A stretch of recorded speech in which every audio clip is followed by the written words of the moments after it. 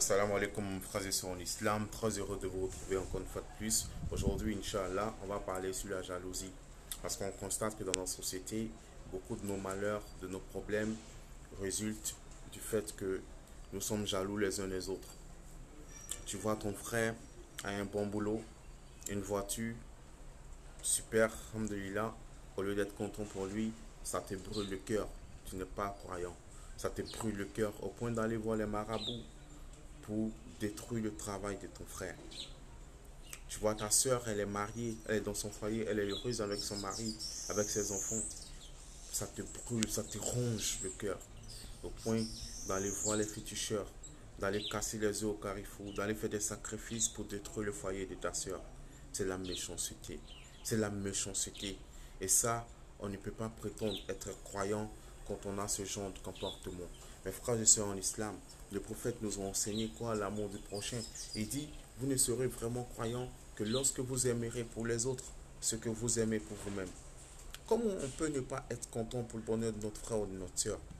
Lorsqu'on voit un frère ou une soeur dont le bonheur, on doit être content pour eux. Et souhaiter aussi, si on veut la même chose, souhaiter la même chose, demander à Allah de nous accorder aussi ce qu'il a accordé à notre frère ou à notre soeur.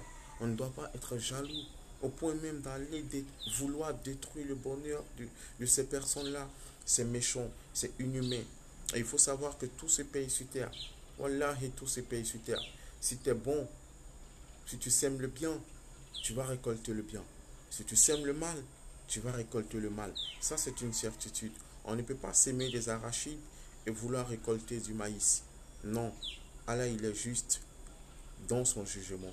C'est pourquoi, mon frère, ma soeur en islam, nous devons changer d'attitude, changer de comportement. On doit effacer la jalousie de nos cœurs et être content pour le bonheur de nos frères et de nos sœurs.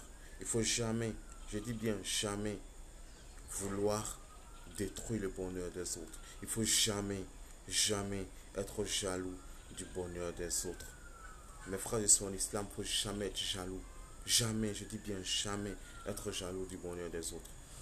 Parce que cette jalousie-là va t'amener à aller chez les féticheurs, à aller chez les marabouts, chez les charlatans, pour vouloir détruire à tout prix le bonheur. Souvent, on dépense tellement d'énergie à vouloir détruire la vie des autres qu'on oublie même de se concentrer sur notre propre vie pour la construire.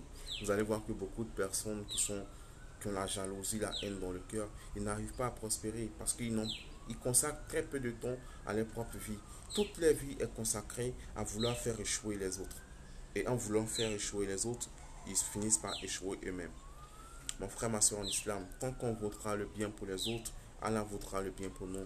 Mais tant qu'on voudra le mal, pour le malheur pour les autres, Allah voudra le malheur pour nous.